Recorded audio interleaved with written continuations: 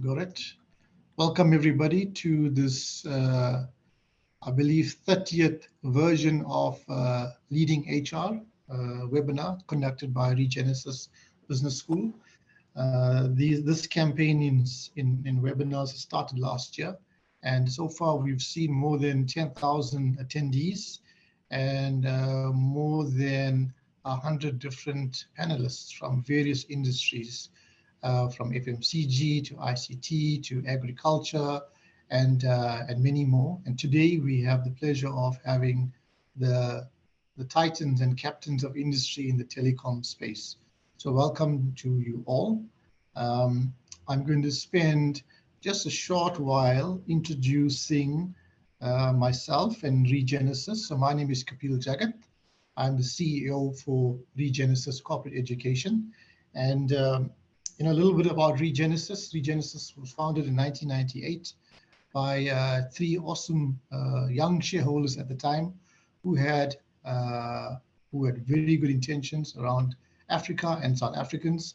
And today they have a successful business school, which has got a range of other businesses in it, including a My Wealth business, a talent management business, and a health business.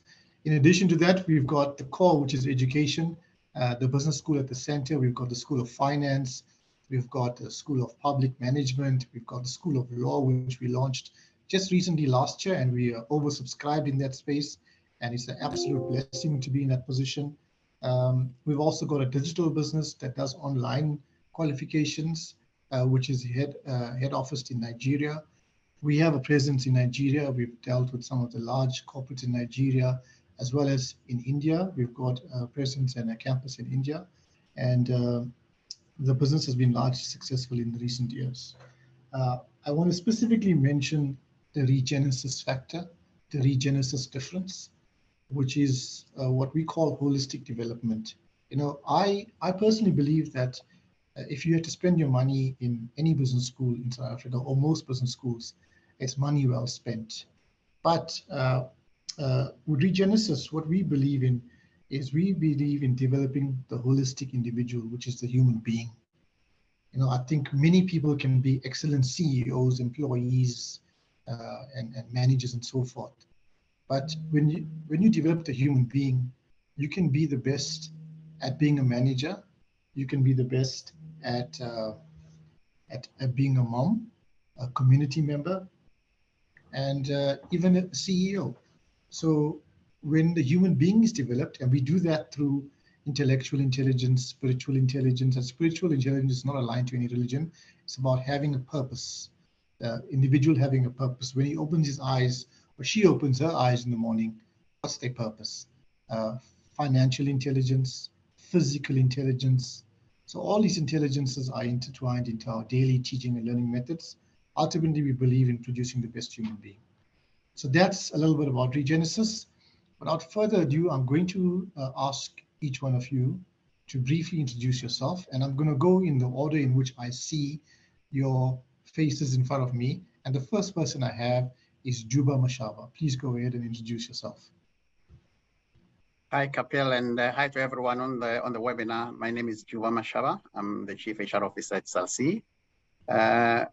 I've had quite a lengthy, experience within the HR field, basically 27 years in various organizations, cutting across various industrial sectors, from steel to energy to FMCG to manufacturing. And now I find myself in the telco and digital kind of space. So I've kind of like gone full cycle. And so it's been quite an interesting journey that SALC has been on. I think there's been a lot of commentary about SALC's troubles in terms of performance over, ever since it's been there, frankly. And I've been part of a recently kind of put together a management team to kind of steer this business in the right direction. And a big part of that has been to review the strategy and the operating model of the business, which has really been what we've been implementing over the past few years. And that involves repositioning ourselves from being a typical telco to becoming more than just a telco, which is now looking into how do we reposition ourselves to become a digital lifestyle company using our telco capabilities as the enabler towards that. And I would like to share, I'm looking forward to share some of the insights that we've had in that regard. Thank you, Juba. Next, I have in front of me Tracy Durant. Okay, it's I'm making sure that my speaker is on. Is my speaker on? Yes. Yes. Yeah. I'm not on mute. My name is Tracy Durant. So I've been in the talent acquisition and executive search phase for 2 decades. So I've run a number of companies, i.e. 2, and then worked abroad. In terms of the telecommunications space, and also whether it be both a company that is setting up and starting up from the ground upwards, or has come to a point where they're stabilized and they need to grow, I then work with them in terms of how they're going to grow and which path they're going to grow. And then I also engage on executive consulting, where I work with individuals one-on-one in terms of where they want to take their careers. And it's a real honor to be surrounded by such a board. The most important for me is that you always wonder, the next person next to you has more qualifications and they're better than I am. And the answer is, it's never true. You are exactly who you are meant to be. So the value that I bring to this decision is specifically 2 decades of experience around talent acquisition. That's me. Thank you, Tracy. Next, I have Vienna Radeli. Thanks, Kapil. So I'm Vienna Radeli. I've been in the talent acquisition space for 16 years across sectors. I've recently joined Vodacom. So I am new to Vodacom, literally been there 7 months. I was headhunted to Vodacom to set up the executive placements within Vodacom. And I'm looking forward to the conversation. Thank you. Thank you, Vienna. As you were speaking, your voice disappeared for a bit. So if you can perhaps maybe check that out whilst we go to the next. I can see Justin Hughes up next. Please go ahead, Justin. Hi, thanks and good day to everyone. I'm Justin Hughes. I'm responsible for HR for OpenServe. That's a wholesale network company. I've been in HR for 36 years in various portfolios. Spent a lot of time in the labor relations field, negotiations, CCMAs, dispute resolution. It is a side passion of mine. I'm responsible for a national operation, so we have presence in all the provinces, and the workforce that I currently have to supply HR support to is just under 6,000 people. Also, really looking forward to sharing ideas with this esteemed panel. Thank you. Thank you, Justin. And last, I have Dr. Zain Radia. Hi, everyone. My name is Zain. I'm an HR practitioner by profession, or by training rather, or by default, whatever you want to call that. I spent the last 20 years in HR across various sectors. So I worked with MTN for the last 15 or 20 years. If you count my consulting experience to them, I spent that time across the Middle East and African continents, where I worked as the HR director, both at startups as well as in the operations. I also did a stint in the HR head offices, so at group level. And my most recent experience was with Samsung as the head of HR for Africa. So that covered the South Africa and the African continent, as well as Dubai. Currently, COVID brought lots of things to us, as it did to many. Following a family tragedy, I'm currently on sabbatical, so I'm doing a bit of consulting to multinationals, as well as I do some academic work at the moment. So that's where I am. I'm looking forward both sharing with you my experience of operating models of different kinds of practices, moving from pure telco into financial services, etc. And then more than that, I'm looking forward to learning from my esteemed colleagues. So I'm happy to be here. Thank you for the invitation. Thank you, Dr. Zain. I know you don't like me calling you doctor, but I do. So let's start the conversation, guys. You know, the telecom space has been a very successful one over many decades. And coupled with the success came massive growth in the telecom space and it branches out into various other sub telecom businesses, such as internet connectivity and so forth. We then faced COVID, and telecom space is looking vastly different from what it used to 10 years ago. I think the businesses in telecoms perhaps are tweaking their business models to adjust themselves from being disrupted. And as a result of that, and as a result of this disruption in tech and in your business models, the way you bring about people, the type of people you bring and where you bring them from and how they work for you is being changed. So that's the context of this meeting. So I'm going to start off, like I promised you guys, with phase one questions, very generic, hopefully simple, but then we'll get into some deep dive topics. My first question is, and I'm gonna pick out the person who's gonna answer it. So I'm gonna ask the question first. What do you see as the most important trends that are shaping the future of HR in the telecoms industry? What are the, let's call it, maximum 4 trends that you can see that are changing the way HR operates? And I'm going to direct this question to Justin Hughes. I don't know if one should be pleased that I get picked on first, but look, I think from an HR point of view, the utilization of digital processes, of the systems that we have, and then to have the digital processes underscore what used to be traditional. So in other words, if we start looking at how the recruitment processes have changed, you can do recruitment now. We're on a Zoom call. You can do interviews via this type of technology. It means you don't have to tie people up all in the same room. It also then broadens your reach globally, looking for talent on that.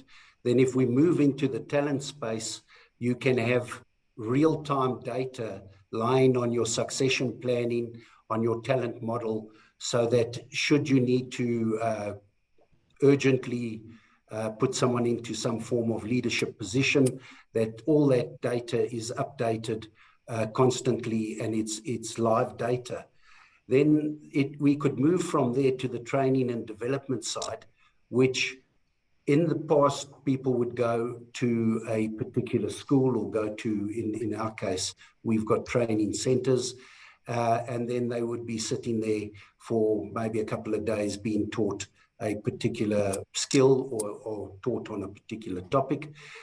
These days we have online e-skill platforms, and that it can be done as and when the individual has the time to attend and to develop themselves, and also gives them a wider scope of where they would like their development going, which means you can start multi-skilling some of your staff, which if you're HR, you don't just have to be HR, you could go and venture into some financial subjects, you could venture into some technical skills that you get a better understanding of the business.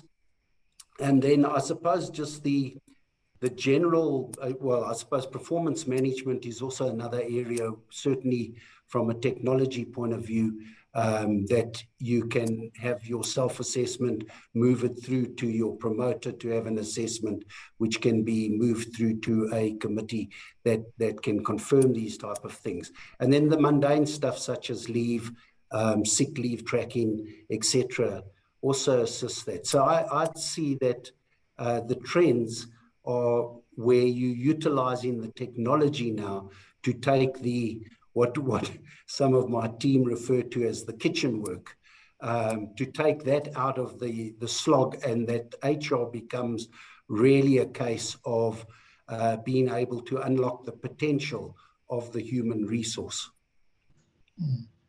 Thanks, Justin. And I see, I think ultimately the point is, you're using technology to enable HR to be a greater contributor to the business strategy. And that's what I get from that. So thank you for that.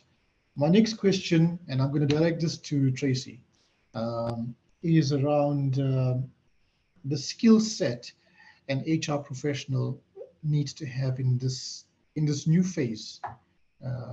What do you think?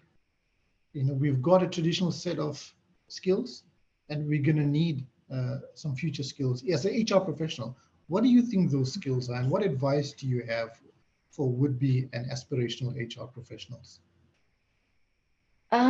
Currently, we're in a very good space, but COVID was actually a good thing in that it forced the existing HR people to move their position offshore, so to speak.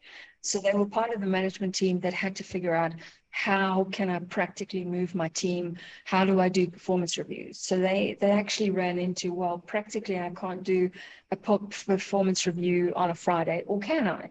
And so to speak. So they would have a management meeting during COVID, and then they figured out ways how to do what they used to do at the office on a Friday. So many of the clients that I'm finding now have already come into a situation now where they have decided way before we anticipated coming back to the office. They're doing things on a hybrid model. So they've created hybrid models. They have then already created succession plans for the next generation to take over. So when they are interviewing for talent acquisition and HR representatives, they are asking them, are you able to work on teams? Are you able to do performance management on teams? Are you able to do talent acquisition on teams? Can you search outside of LinkedIn? Is it possible for you to find somebody on a Boolean search, which is unheard of? Mostly somebody would put an advert on LinkedIn and you get 200 responses. The HR executives are now saying, that's not how I got right in COVID, because within 12 hours, I'd have 200 people. How would I know how to search? So yes, I can use my career page, but I want somebody with savvy. So they've become incredibly good on digital. And it's really funny, but they call it common sense. I've asked a lot of HR managers, how did you get this right? And the answer was common sense. It's come down to changing our company culture, and we've defined it, we've refined it, and then we've implemented it. And it's working incredibly well with them, because once they understand the company culture, you would know from a CV that it looks perfectly on paper. But if you had to do a video interview, which a lot of our clients are doing, they can immediately say to you, thank you, Tracy, no, it's not the right person, just based on a video interview, because they've come to understand what they want in their business, because it has an impact on the bottom line. And many of the companies, just in closing, expanded globally. They actually expanded into Europe and United States during the 3-year period, just by doing that. Sure.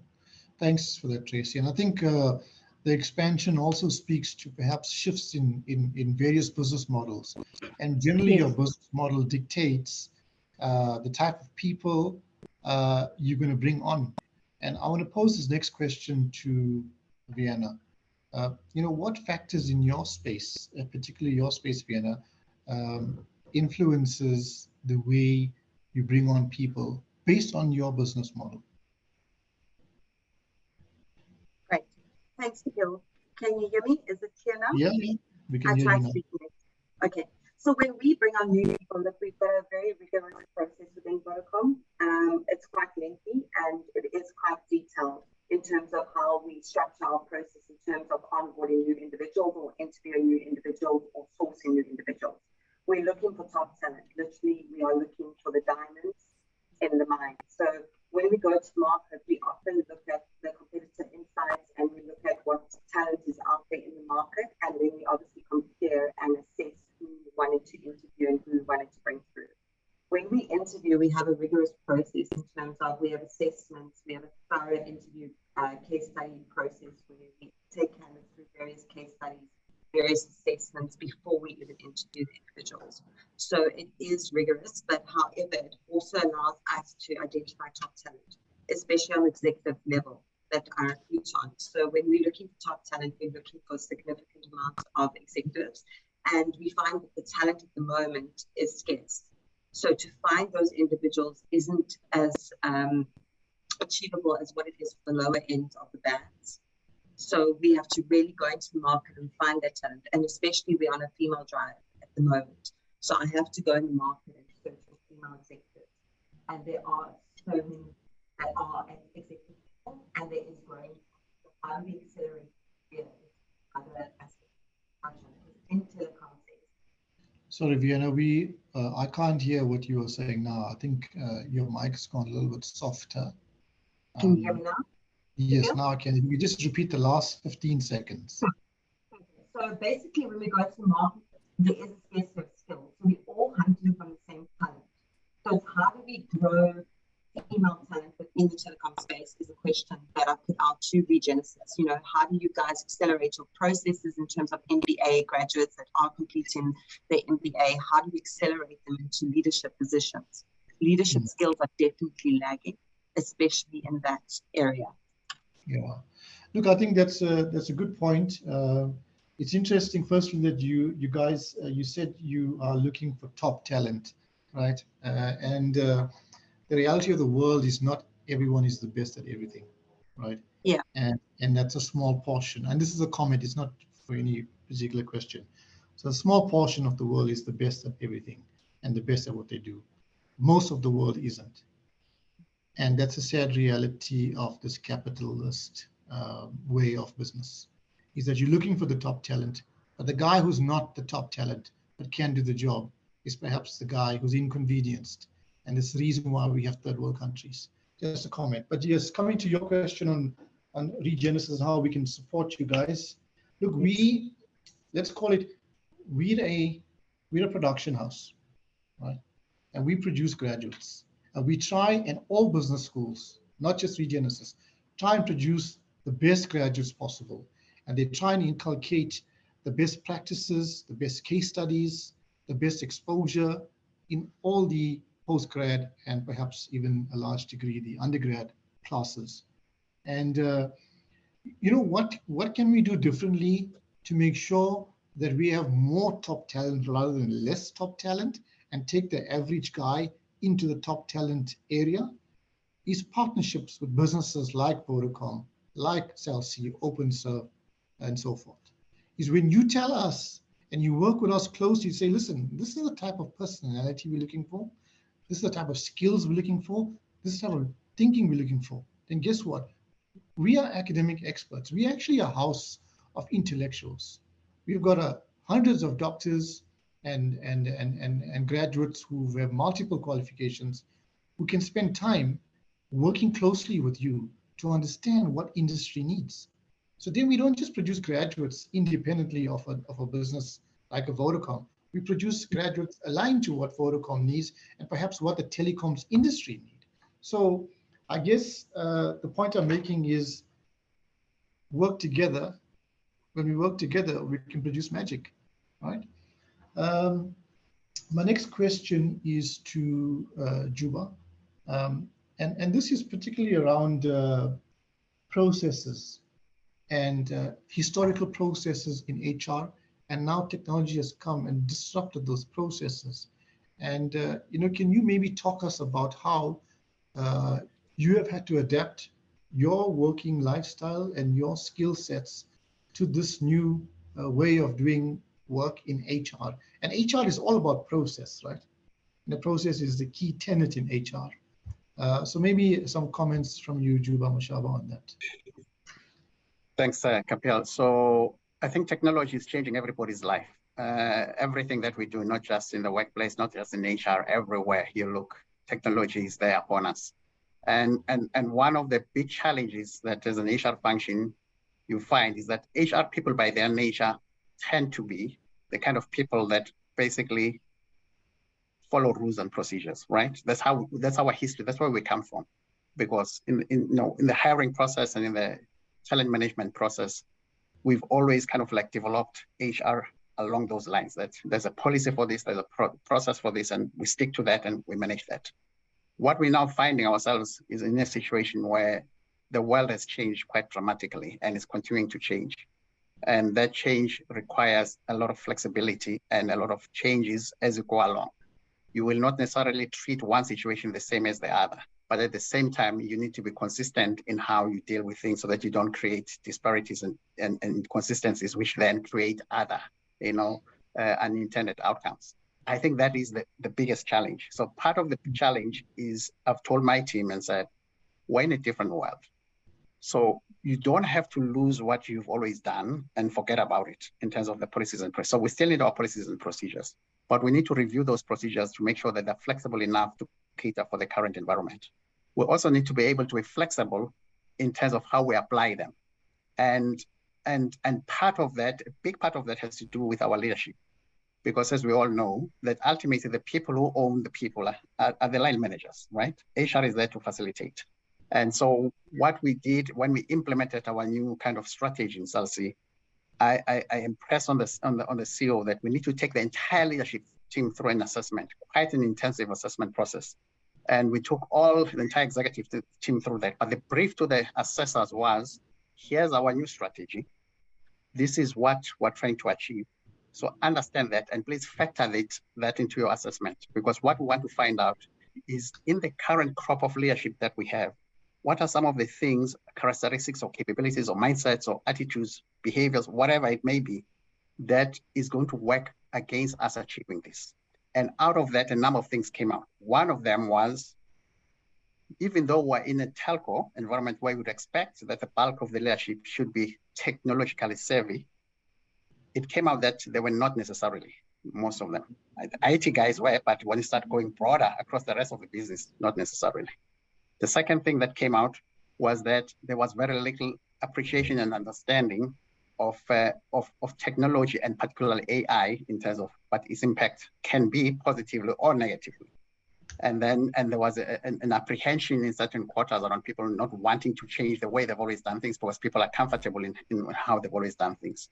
So to address that, what we've done is we've implemented a series of programs, training programs, starting with the leadership at the top, and it's compulsory for everyone. We started off with emotional intelligence because that is the key that will enable people to basically free their minds from the traps that they've always known, followed by systems thinking, because now we need to understand that we're operating in an environment where everything impacts everything else. And it's not just I'm doing my work and I'm isolated from what's happening in the rest. And then the last one, which we're about to roll out now, is an introduction to artificial intelligence. That just gives people that sense to be not scared of it, to understand what it's all about and to see what it can bring. So that once you get the leadership on board, we believe that that will help to take that anxiety out of the rest of the business and create a culture more of people wanting to embrace the technology rather than being scared of adopting it. Thank you, Juba. I really like those topics that you have SALC focusing or are focusing on. Do you mind, for the sake of our audience, to repeat those topics again so we understand what you guys are going through? Right. So the first leadership-wide program that we implemented was emotional intelligence workshop and training, right? So it's a structured formal program.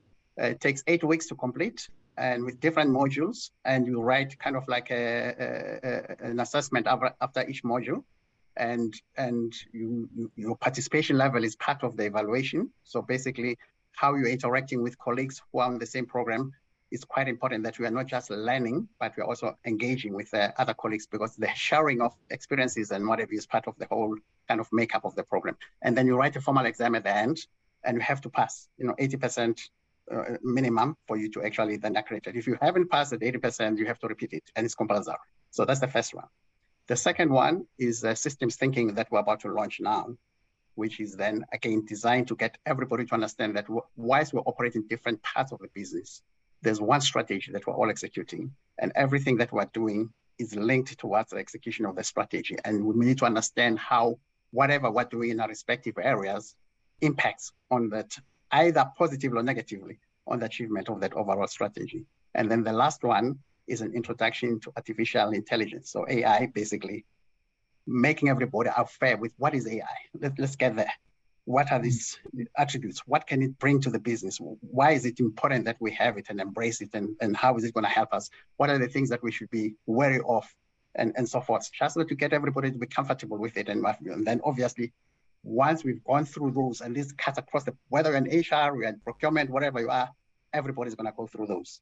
Then once we've gone through those, then it's going to be a process of let's deep dive into those specific other areas where we've got kind of tailored interventions that maybe are required in the IT space, in the digital space, and so forth. There's a much more going to the next level of detail, but all designed towards driving the capability building towards execution of our strategy. Thank you, Juba. It's very interesting.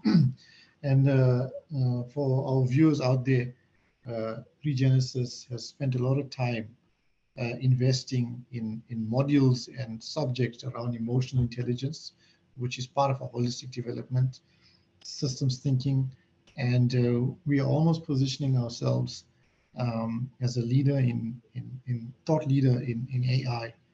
Most recently, we had a masterclass in ChatGPT and how to use the prompts in ChatGPT for various roles across all industries. So thank you for that, and glad that we have an alignment there. My last question in phase one, which is, let me call it the easy phase, is to Zain, and I'm going to ask you to look into the future. How do you see our roles as HR professionals evolving over the next 5 to 10 years? Because this generation has been faced with unprecedented change since 2001. And 5 or 10 years doesn't seem like a long time, but we know technology, and based on Moore's law, is going to change significantly, and we need to align ourselves. So Zain, maybe give us some insight into that. I think that's a very difficult question in the easy section, right? So there's a few things. I'm glad that I'm following on the rest of the speakers, because there was some nuggets of content that I think is quite relevant. I think just to kick off, I think if we think of the quote by Alvin Toffler, he said that the illiterate of the 21st century is not those who can't read and write. It's those who can't unlearn and relearn, right? And I think that that's so important for us in this phase. And then, Kapil, in your introduction, there was something you said that I probably need to challenge you on and probably lead you on a discourse, is the fact that telco has not shifted because it doesn't want to be disrupted. I would rather change that lens. I think telco has shifted so that it can survive and so that it can be a disruptor. Because if you look at Europe and where they are, I think 2G and 3G is irrelevant. They don't even use it anymore. And therefore our technology and it affects the way telcos play in Africa, because if you look at our mobile penetration rates, you look at where telco is, we might have 4G and 5G, but we still have quite a large population still using 2 and 3G. So that relevance, that level of maturity of the different countries that we play with on the continent, if we talk just Africa, is quite pertinent. The other thing is that I think there's an evolution of the business model, because if you think in Europe, they're actually seeing negative growth figures, right? They're seeing 0 to minus. Where in Africa, we're still seeing in the 2 digits. Why? Because we're thinking ahead of the curve. We're seeing ourselves evolve according to being relevant. So the telco space has used its technology and has really evolved itself from just being a telecommunications player, but now has moved into the financial services space, has moved into the technology space. The likes of MTN are playing in the space of Global Connect, where they're writing those roaming agreements so that when you make a call internationally for certain things, it's as if you're making a local call. So there's all these underwater sea cables and things, but we must understand that we must not be fearful of the future, because I think when one starts to look into the future and we look at things like AI and all the technology that comes with it, then we must... We lost you for about 10 seconds. Did you? So you spoke about global, and then we lost you for... Okay. Was it just me, or did you guys also lose him? I think it was just you, Kapil. Oh, sorry. Yeah. Sorry about that. Thank heavens. So I was talking about Global Connect and all these underwater sea cables. And I was saying that we should be careful when we look into the future not to become fearful. because that fear is what contradicts what Juba was talking about. Because to be emotionally intelligent, one needs to remove the feeling of fear. Because when we look at where we moved over the last 600 years, we've moved really from what we called PQ, the physical quotient, which is the work our forefathers did, like agriculture and those kind of things. And then from there, we moved into IQ, right? Where IQ was really pertinent, and that was really the development of computers and technology that we see today, and we're still grappling with, even though AI is on our doorstep and the fourth industrial revolution sits there. But the other part is that we've now moved into space where we come to what we call EQ or AQ, which is the adaptability quotient and the agile quotient.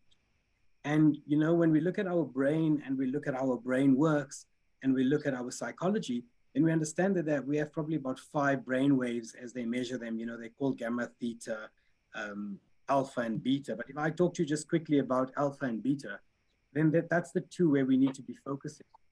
Because in the alpha state is really where you're relaxed, where you on your second last day of your holiday, where everything is bliss, etc.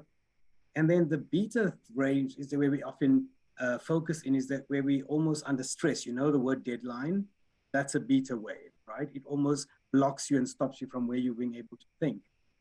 So for us to be able to become emotionally intelligent, we need to focus and try to move ourselves out of the beta wave to the alpha wave and to the alpha state of mind.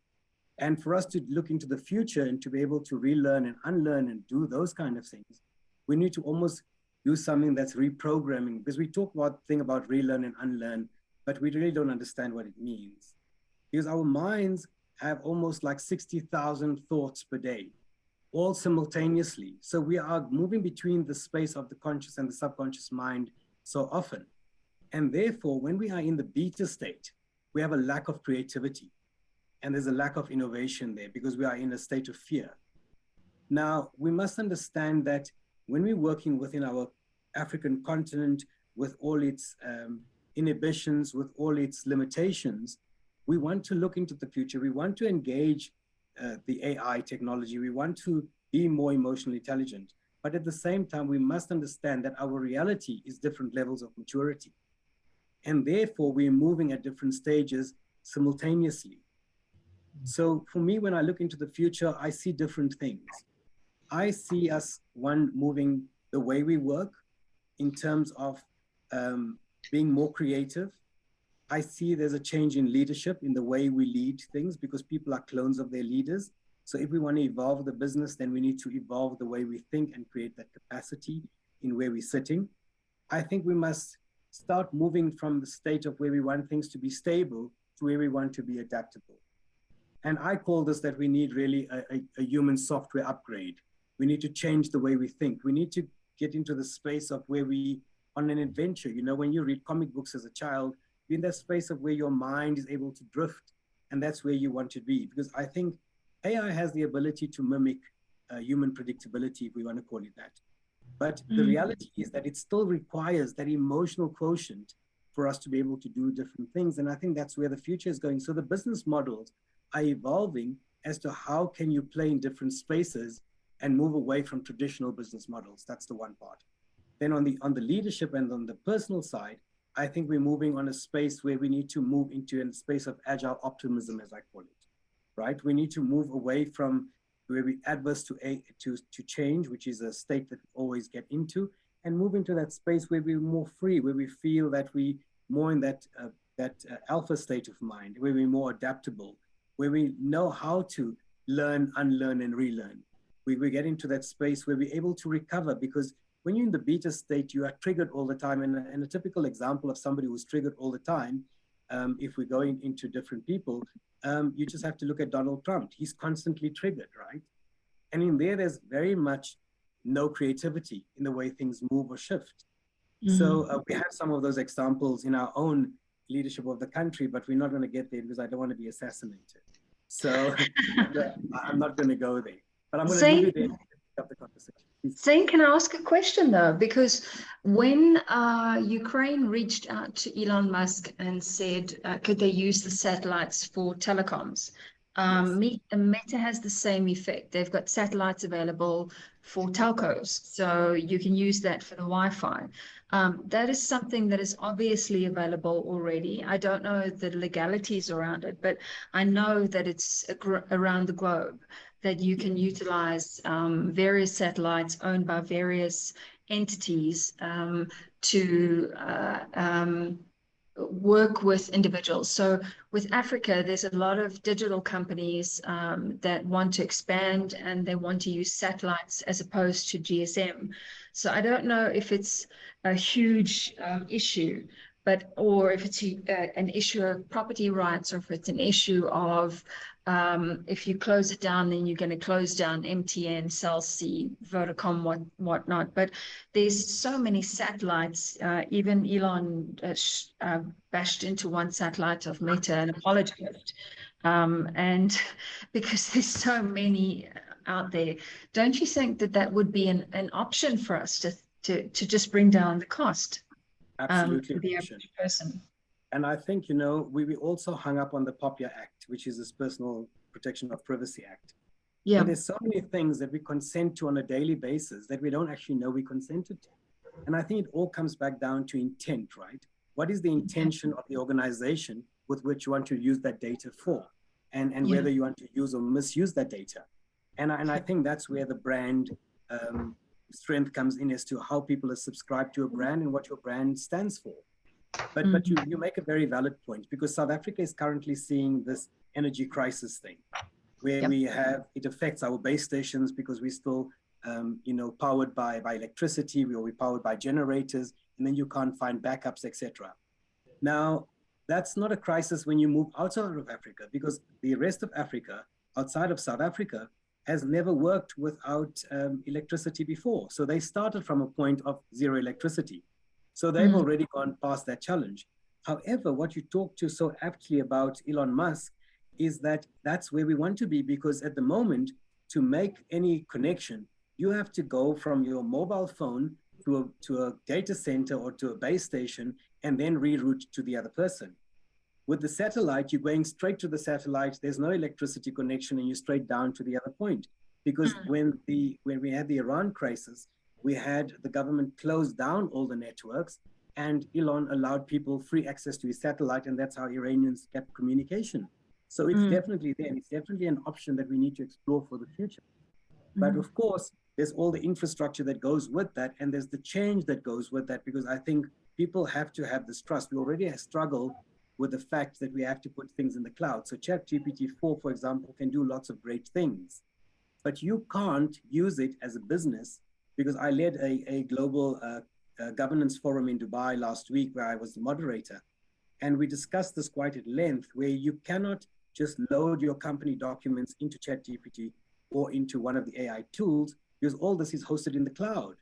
And you have no control over the cloud, and therefore you have no control over your business plans, your structures, etc. So we must be very cautious as to what degree we want to engage with AI, because it's very much into a space of where, it's still very much in development. So there is this thing about, we follow en masse on what things people do and trends, but we must also be very cautious and apply our minds at some time, because I got into this ChatGPT-4 thing, and it has functionalities and also has a lot of limitations. And we must understand that we should not always look out. I mean, we've started changing things in South Africa around the way we do HR, and we looked at employee engagement, and we looked at what was happening in Silicon Valley. And then I was taken by the French Chamber of Commerce to Silicon Valley to visit Stanford and Silicon Valley, a number of companies there, and Airbnb, etc. And I did a whole thing there. But I can tell you that we sit and we should sometimes immerse ourselves into why those experiences happen. What they do in Silicon Valley by having laundries and activities, etc., for staff is not because they'd like to do that, but it's out of bare necessity. Google only gives you free coffee and Wi-Fi on your bus because the bus ride from San Francisco to Google is 2 hours. So we must also make sure that when we do something, that it's actually appropriate and relevant. And we must do that whether we're doing an operating model, whether we're doing our talent reviews, whether we're doing our HR systems, engaging our processes. Let's be relevant and make sure that we're moving with times because we sometimes spend money that's not necessarily, I'm not going to take more of your time. I feel sorry for that. Yeah, thanks, Zane. I think you've touched on my next phase. I'm going to skip the business model phase, and I think I'll challenge you on your first comment. Maybe you and I can do lunch. And I'll challenge you, because us colloquial men on the street, we still buying, and these are the facts. We're still buying minutes and calls from the cellular providers. You know, so where's the change? You know, but anyway, we'll get into that conversation later. Let's talk about AI, right? And Zain, you mentioned you've immersed yourself into ChatGPT 4. I know I have, since it's come about, and I've consulted with various AI experts, and we produce a few thought leadership pieces on it. I'm going to throw this out generally, so anyone can raise their hand and ask this question, answer this question. Lots of people are thinking that AI is going to take their jobs, right? So let's be clear, that's not going to happen. I think the guy who's going to take your job is the person who knows how to use AI. So with that context in mind, what advice do you have for HR professionals, particularly in telecoms, right? And how to embrace AI? That's the question I have. And how will it help us? Yeah. So Vienna, you can go ahead. I can answer from a talent perspective and obviously just touch into HR. So AI we've utilized in terms of our process in recruitment. It literally, comparison to going through the normal process in terms of recruitment, using an AI tool cuts out a lot of time. So it simplifies the process for us. We also have a chatbot. So instead of HR services coming through within the AI space, instead of having to answer individuals and be bogged down with different questions, we have an automated response. So it's definitely simplified our role within talent management and HR. So I don't see it as a front that we should be frightful of AI, but rather use it to utilize the advantage of what it brings. In our space, calibration is one of the key responsibilities within AI. So we can automate job responses that can filter in what talent is looking for. It can literally go to the market and find the talent first instead of us actively doing the searches. So AI is definitely an advantage in terms of our role, and I've seen it as an advantage rather than a disadvantage. I'll hand over to the other panel members. Yeah, no, I think that suffices. I want to try and move. We've got 15, 20 minutes left, so let's try and move on. Another question I have on AI is, maybe this is a question for those. So Justin, you've got your hand up. Do you want to say something? Yeah, I just, Kapil, just on probably a more broader area than just focusing on one aspect of technology being AI, is that first of all, from an HR viewpoint, digitization or technology or any of these applications should not be seen as being put in to replace human beings or employees, but rather to facilitate them to do their work. That's where when you're looking at these type of applications or type of systems that you have, if you're going to, in my view, if you're going to digitize a process because there's technology available to digitize it, but you have no reason or no understanding why you're doing it and how it assists you in obtaining the business objective, then you're just doing it to be vogue. But if it does assist you and support you to get your work done in a more efficient and effective manner, and it supports the business objective, then I think all this technology and change in systems and processes is well worthwhile. Just wanted to add on to. No, thanks. Thank you, Justin. My next point is, and I'm going to follow on from what Vienna said, is AI is really there to support and enable perhaps greater productivity in all professionals, not just in HR. I have another comment on that, and this is perhaps for the neuro learning specialists.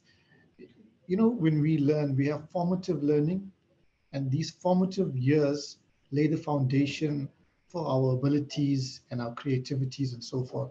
Now, if you're just going to use AI to do a job description for you and it looks good and you sense check it, where are you developing yourself as an HR professional? And if you're using AI to do all of these things, and I appreciate the economies of scale and the efficiencies and perhaps cost savings, but what about the human development? What about us evolving as intellectuals? That's my question. How does that work with AI? Anyone welcome to answer that? Zain, go ahead. So I like what Juba did. I think he was quite progressive in introducing people to AI, because as human beings, we are change adverse by nature, right? So I think the first thing is to take that and to let people understand what does this actually mean. Because we did the same the moment we got into the Gen Zs, etc. We said we don't want old people anymore. We became ageists. And we said we want all these young people with their new thoughts, because they don't sleep at night and they work certain ways, and we go into crazy rhythms. But we must understand there's things like institutional knowledge that sits in older employees, because you really create a lot of risk by just removing one and putting the other one. So I think it's a change transition process that one needs to look at. But also, I think this is where AI changes, is that from a business strategy point of view, it's about looking at the trends as to what AI could possibly do in the future. And that's where you change your business model so that you don't become obsolete in the future and you can work with the trend of AI. Yeah.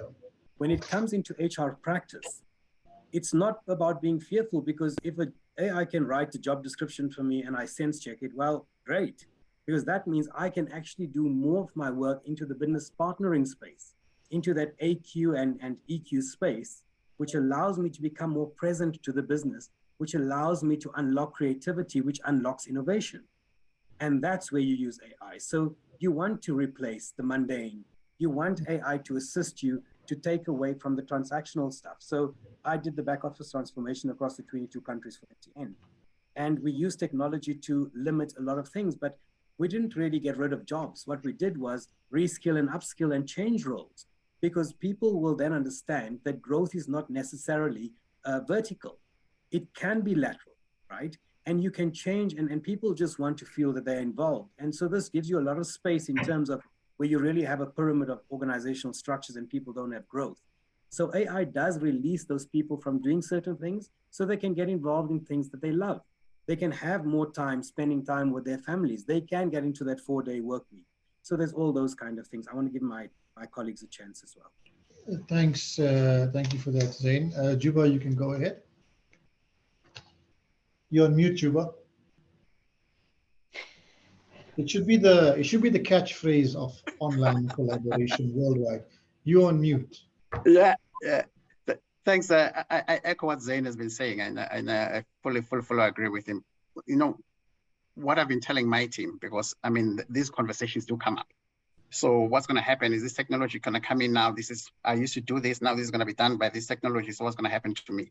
And my response to that is, currently what happens in typical HR environments is we do what we need to do. We recruit, we're on board, we place talent, and we assist managers with managing performance, we train and develop, and we do all those fundamental things that we've always done. We are not proactive enough, generally, and I'm now generalizing across as an HR profession, in terms of really being proactive around not only identifying potential issues that could impact on performance, but what are the opportunities to enhance performance going forward. So we leave all of that to the line manager. And I'm saying, this is where you come in as an HR professional. First of all, you can only do that once you embed yourself in the business.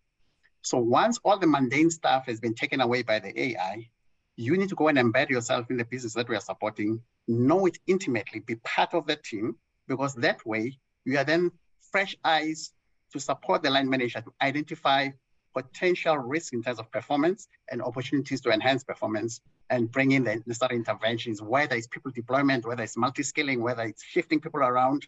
You can do that proactively instead of waiting until something happens, which is currently the case, and then only then HR comes in to assist. So I think that's where the future lies, basically, in terms of the repositioning of HR capability and contribution. Thank you very much. I'm going to move on from AI because we've got such a short time in which to discuss such interesting things. I'm going to talk about the generations. And you've got the baby boomers, you've got the Gen X's, you've got the millennials and the infamous Gen Zs. Excuse my smiles while I do that, but I've got my views.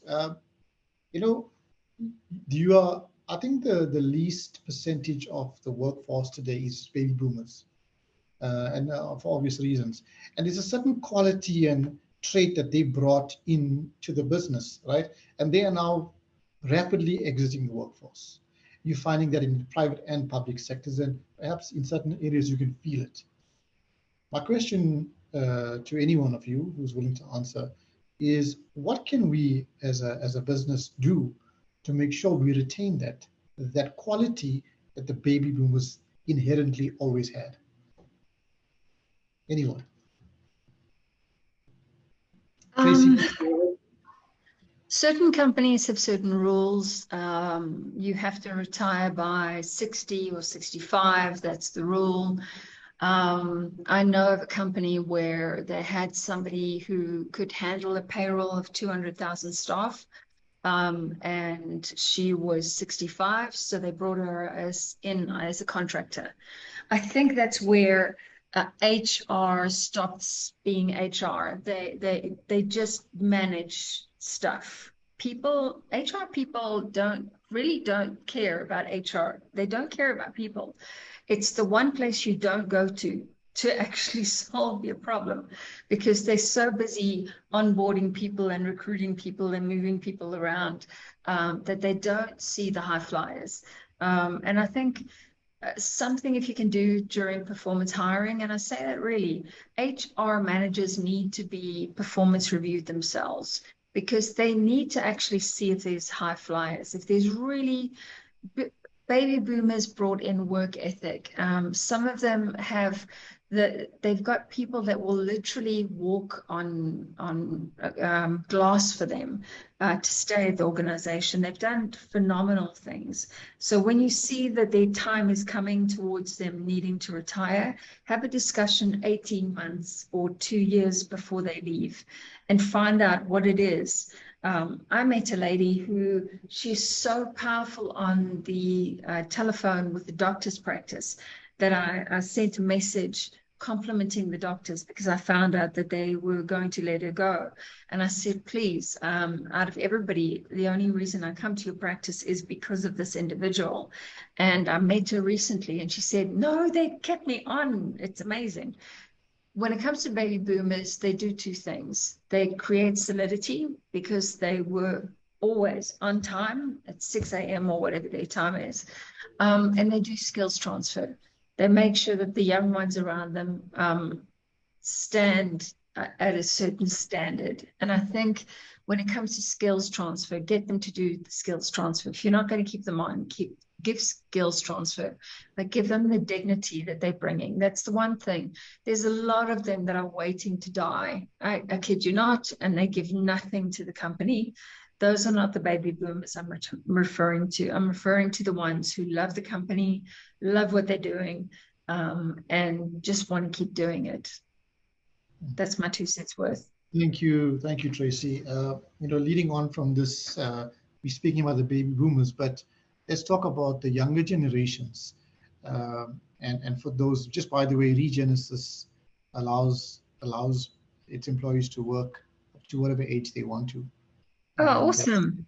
Yeah, we don't have any prejudice or biasness towards anybody's age. Obviously, you must be legally fit to work. And you've got a value to contribute, then by all means you can. My next point is around perhaps reverse mentoring. You've got the youngest generation who grew up with a cell phone in their hands, and iPads and so forth. And then you've got the other generations who probably spent their first 20 years of their life without even knowing what a computer is. And do you see, and again, the question is to any one of you who's willing to answer it, is there a fit between the two, and can reverse mentoring work? Yes, it does. Sometimes it creates great conflict. It really does. But if you have a united front, where they are coordinated as a team culture, where I myself, I don't know about the other team members, I'm sure they've had that, but I've had teams that I've walked into where you've had two generations, the one who have the cell phones and the boom, boom, boom music going, and the other ones that don't. And it was a UK company that I was managing South Africans working until 10 at night. And what they had to do was the outputs, the KPIs were specific. And an idea was thrown by one of the team members who was not IT literate and had to come up with an idea to throw into the UK to celebrate something. And she looked at her colleague who was in the younger generation and said, do you know how we can do this on a mobile? And she said, sure, come with me over lunchtime, I'll show you.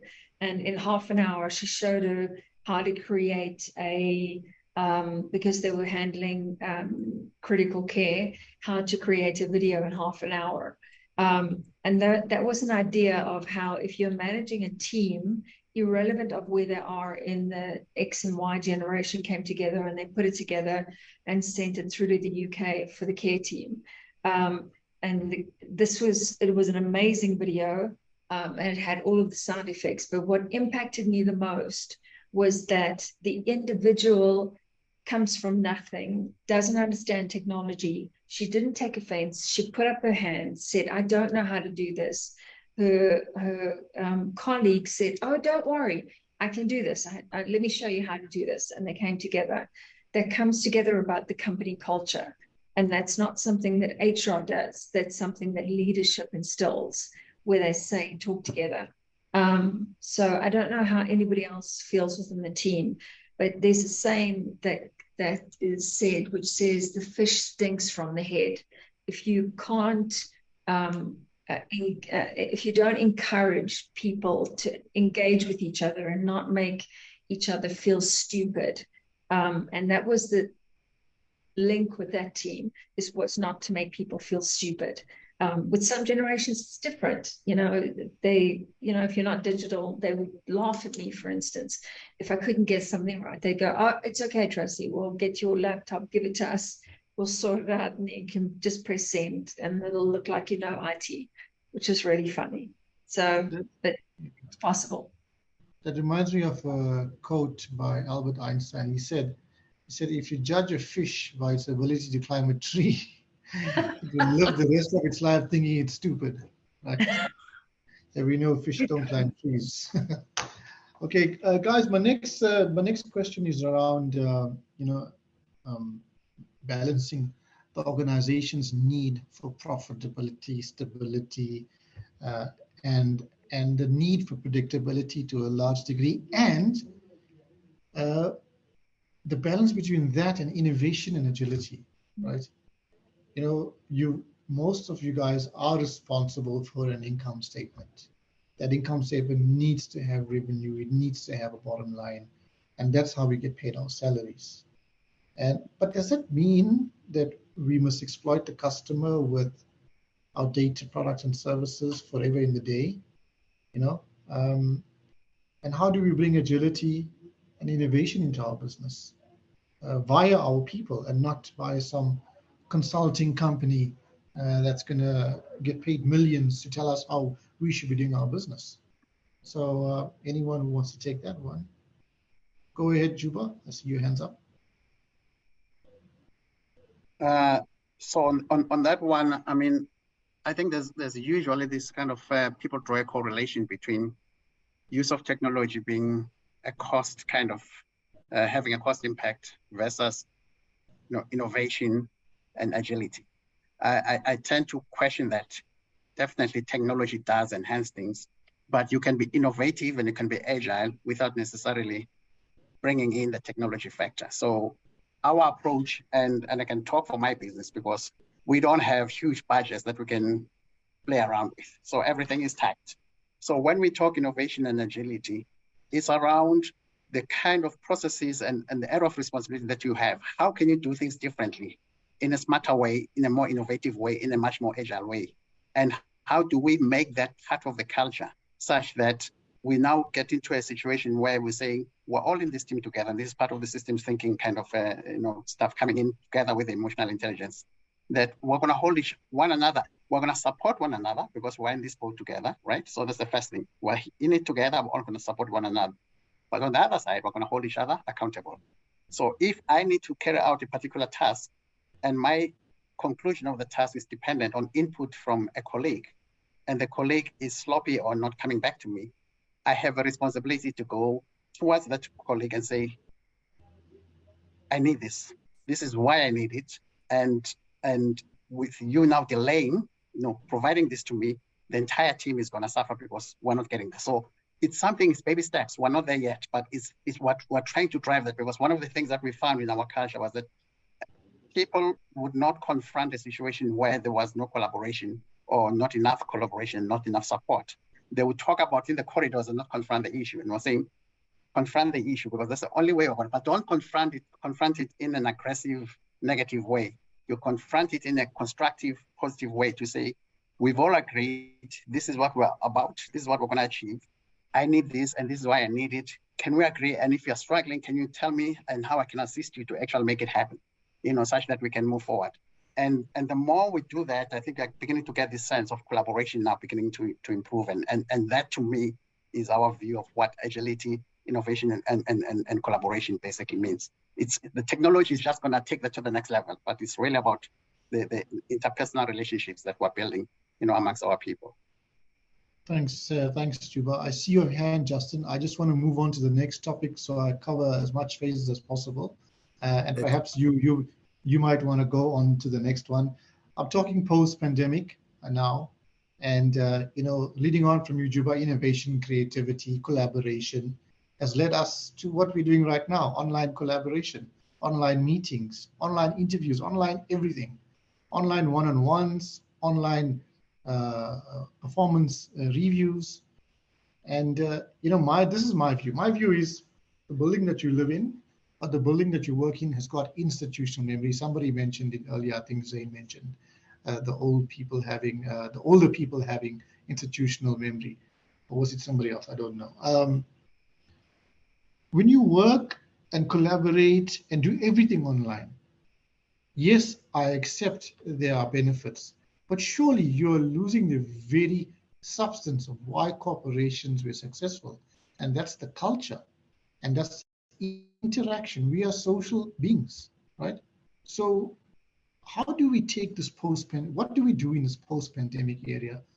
How do we move forward, and how do we limit the use of technology from a harmful standpoint? So I know you had your hand up previously, Justin. If you're comfortable, you can perhaps take a stab at it. Well, let me take a stab. I think most of us on the call probably have some form of a hybrid working model in place. And that would be, each company would have its own way of dealing with it. In our company, there are certain days of the week that you're expected to be in the office, and other days then you are working from home or remote, wherever you're working from. And I think it's generally working. To me, the interesting aspect of the whole online working, first of all, we are all thrown in the deep end. Nobody really understood. And then, how do you conduct a meeting when everybody's shouting at the same time? And there was a lot of resistance, actually, this working from home. People were saying, we need to be in the office. I can't do this. I can't do that. And 2.5 years later, and you say, come back to work for a couple of days, and you've got a lot of resistance there now saying, why should I be in the office? I have to contend with traffic and so on. But I think it's the social aspect of it that is what you've mentioned, Kapil, that it's very important that we do have that interaction. And I recall the first day we all came back, it was almost like starting anew. There were people you had seen maybe on video, although video, people don't seem to put it on. I don't know about the other companies, seem to put it on in meetings. But you're looking at guys and saying, well, you're looking still in good shape. You know, were you gymming or weren't you gymming, whatever. So, yeah, I think the hybrid working model is where we're going. And it helps, certainly from my view, it helps to even explore talent that you would not have explored pre-COVID, because you can now start even outsourcing a project to somebody sitting off the continent or deeper in the continent, where you wouldn't do that because you'd need them in the office physically. So I hope that answers your question. My comment I wanted to make on the previous one, and I fully agree with Juba that, but in terms of your ask of the financials, the income statements and that, I often wonder if HR understands their contribution in terms of the financial statements, and whether we haven't been panel beaten enough to be told we are a cost center rather than an income generation.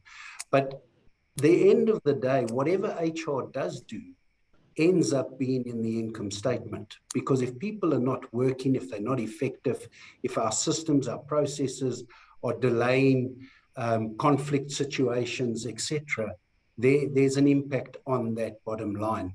And I think that's one of the areas that HR in the future is really going to have a skill of understanding what is it that we impact on that particular financial statement. Thanks. Thank you, Justin. I really like your point.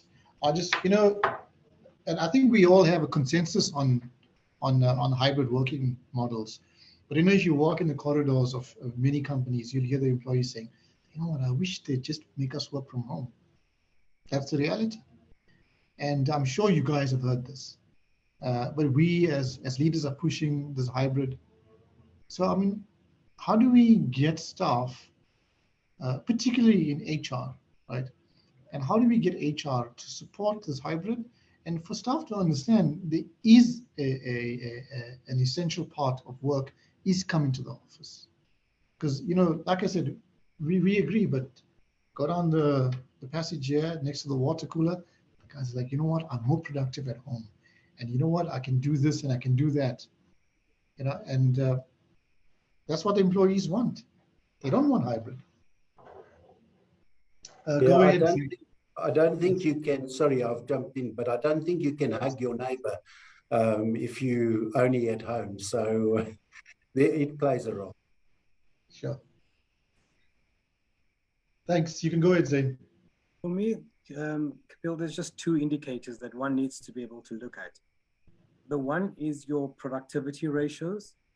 And I'm sure people love living at home or working from home because they're not as productive, because when you can actually tell that you're overstaffed.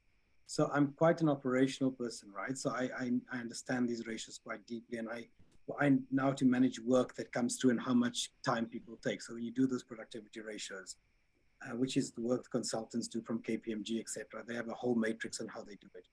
So when you look at those, you can understand that when people are working at home, they deliver the same work they would have in the office, but they also have a lot of free time. Now, an organization needs to take a view. I'm happy to pay 100 Rand for this piece of work or this person. Or I'm happy to pay 50 Rand for this piece of work because this person, two people can do, or one person can do two pieces of work. And this is why another angle why people like staying at home. And there's no wrong or right answer. It just depends on how big your organizational budget is on headcount. It is your most expensive operating cost.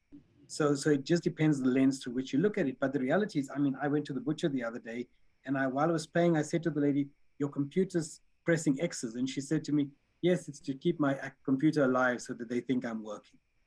So people actually do this, and I'm sure lots of staff do this, right? I know people around me that actually relax watching a movie while they're not working. So this is all organizational time, and this is shareholder money. But it depends how strict you want to take this. And an organization can either shrink itself, because it can now, and COVID has proven that you can do more with less, because there was a point at which you only had a certain level of staff working and the rest were like uncontactable, right? And you still achieve the same numbers. So one has to beg the question as to what happens there. The other question is the employee net promoter score. Is to how would employees recommend you as a place to work? Now we all get this top employer thing, but it's for me, I've seen top employer, how they do the assessment, and it's quite scary. So when I see people post, I'm a top employer on LinkedIn, I shrink and I shudder, right? Because sometimes I worry about the view that Tracy has of HR, which really disappoints me, that people from the outside see HR as a place that you shouldn't go to. I, on the other hand, believe that HR is something you can't do from your seat. You need to be in the business and be present and be relevant and those kind of things. Because I believe HR can't be done, you know, it can only be done by heart with heart. And you'll see that in my recent article for the IPM. But that's the difference. And I think those two ratios would make a huge difference in how we look at the value that HR brings, because HR doesn't have to fight for its place at the table. It already has a place at the table. HR has to just make sure that it delivers equally and is valued equally and delivers the kind of value that the other business operating units that can be measured. And as long as you have a measurement and you can show those measurements, like your employee net promoter scores, your culture surveys, your engagement scores, all those things are actually working, then I think you can get away from the guilt, because we operate in a lot of guilt as HR. Thank you. Thanks, Zain. And I think maybe perhaps why some of those views exist, I see your hand, Vienna, and I'll get to you shortly, is, you know, HR has become a very scientific process. Everything's broken down. Every process is identified and defined. And perhaps it's become too bureaucratic in the processes, that's hidden behind the processes. And if an HR person comes up in an interview and they can answer all these questions and tick all the boxes about labor relations, employee relations, and HR practices and process, then you hire the person. So, you know, it's also the culture that you breed, and unfortunately some still have that view. I want to go to Vienna. You had a comment. Great. Kapil, I won't be long. So just in terms of hybrid model, we look at it as retention strategies, obviously. You know, other companies have different retention strategies in terms of hybrid model or individuals working full-time from home, especially within the IT space. The IT space predominantly because the technology that they have at home is a higher spec than what we would provide them within an office space. So in the technology space, I was on a conference call last week globally where they were discussing 4-day week model. So never mind hybrid model, we're looking at a 4-day week. So working from a Monday to a Thursday and then off from a Friday, Saturday, Sunday. And these are discussions that are currently taking place where innovation and key stakeholders are involved in on actually authorizing a 4-day week, especially within the IT framework. So I wanted to obviously throw the question out to the panel members. How do you feel about a 4-day week? Do you think it is achievable? Is it beneficial for the companies? I'd like to get your views. Let me start first. I want to answer a question. I like what I do. So I'll be very bored on the 5th day, but that's me. I kept it very short. I see Justin's got his hand up. You can go ahead, Justin. Yeah, I think the 4-day week it can work. The thing is, we must stop managing time and start managing output. And if you manage output, and Zain has mentioned, you know, perhaps you should pay for a piece of work, and that might change the whole landscape of how you pay. But I certainly think a 4-day week, just a bit of tongue in cheek, I'd say rather give me the Monday off, because whenever you buy something and it doesn't work, it's a Monday product. So rather have the Saturday, Sunday, Monday off rather than the Friday. But I think it can work, and it's a case of changing management's way of measuring whether things are being done to not time, but to output. And it's the same as you know, I get more done at home, so therefore I should work from home, but just walk into your canteen and see how many people are having coffee. And every time you walk in there, which means you put yourself at risk because you shouldn't be there.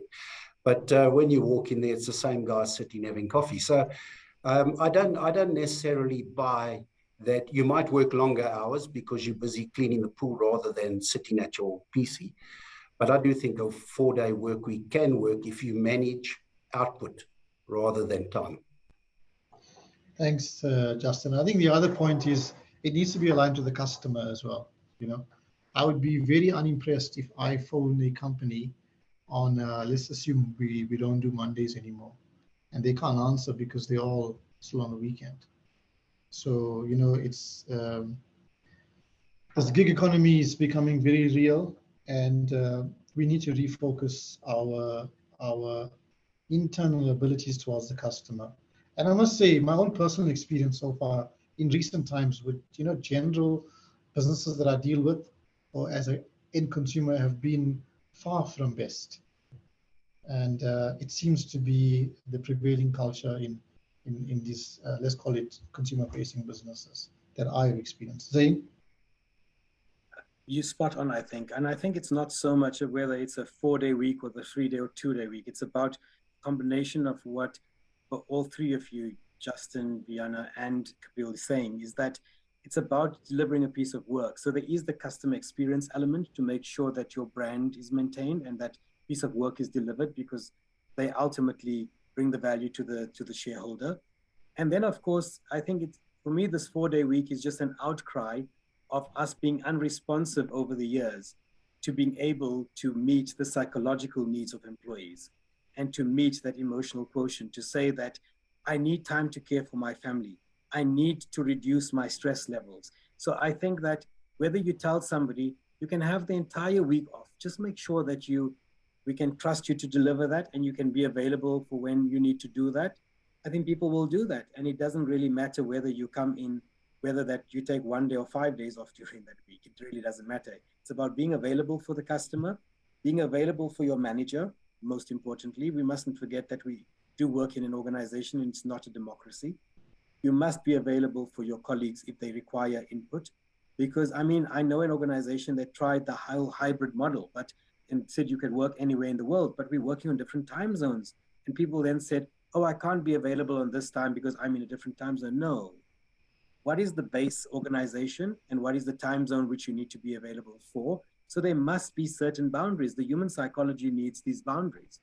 And therefore, I think it's about saying, being clear and prescriptive about this is what we do, this is what we expect to be done.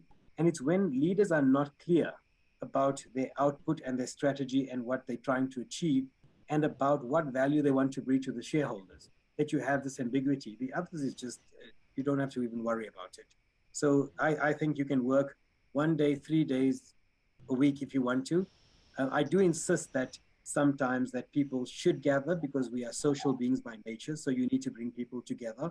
Because also as an organization, you have an organizational responsibility or occupational responsibility to make sure that the well-being of the staff, because people do get into, we are creatures of habit, so we get used to working in our pajamas, but we don't offset. And therefore that focuses on, we saw a lot of depression that came through over this last period.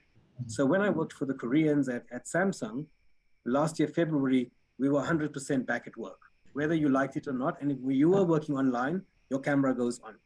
So you didn't have a choice. They had those boundaries. But I know I've had people where and I've seen it even in the office, that they put off their camera and they're walking around having a chat and the training session is continuing. It's a wasted investment.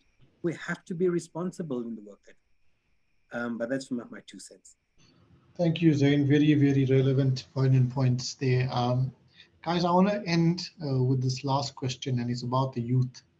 And I think that it's a big sore point for us as South Africans, which is the youth. But before I get into the question, I want to tell you something about Regenesis. You know, we're quite a prestigious business school, and to get access to business school education is generally for the fortunate and for a limited few. Regenesis acknowledges that, and what we've done is we've got a non-profit organization. It's called Ed for All, where we allow students who qualify to get access to the business school education for as little as 500 Rand a month or 6,000 Rand a year. And this is simply to cover the access fee of the online system. So can you imagine a guy who's perhaps got very good results in matric or has qualified for a bachelor's degree or an undergrad degree, can't afford to do it, and he's probably going to remain in that same vicious poverty cycle and perhaps generations to come after him? We are changing that, and we are offering these beneficiaries access to high quality education. And most of these guys are often youth. You know, we reach out to corporates in our sales pitches to say, listen, this is what we have. Do you want to sponsor 10 students? And most often the answer is yes, by most of the corporates that we do business with. So on that note, I want to ask again a question to the panel. Let's talk youth, and you know, we at 23 minutes past 1, 23 minutes over our time, but perhaps our next webinar will be 1.5 hours, because it doesn't seem like we've been here for an hour. You know, it's been such an engaging conversation, very interesting. Absorbing all of your insights has been really awesome. So my question on youth is, guys, we've got a problem. What can we do about it? This is what Regenesis is doing. What are you guys doing about it? Zain, I see you have your hand up. I have to, because I come from the township. So yeah. I'd be really doing a disservice to young people if I didn't. So I myself never had an opportunity to education. I might have a PhD today, but I didn't grow up with an opportunity to tertiary education. So I understand the value of education. And I must say that I know that Regenesis does Ed for All. I've personally sponsored a number of kids on that because I wanted them to have an education and somewhere in life. And I've also witnessed the lectures. So I understand the quality, because I don't just want to put somebody into something. I'm very worried about quality.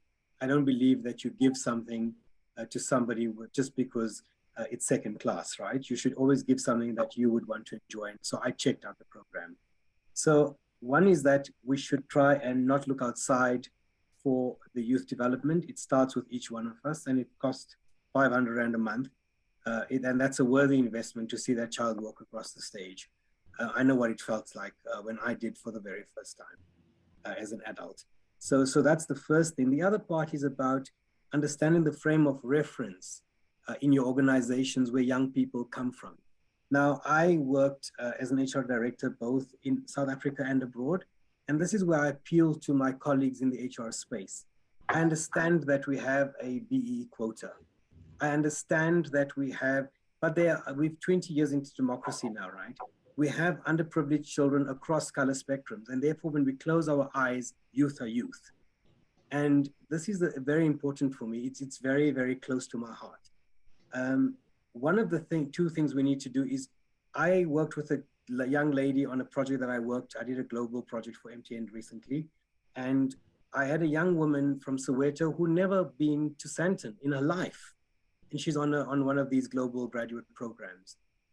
The other thing is that when we start bringing children only from a certain sector, we don't give them the exposure to the rest of the world. When I came into the workspace, I saw white people eating sushi and salmon, and I was just like, what's wrong with them? Why do they eat raw fish? Today I loved salmon, right?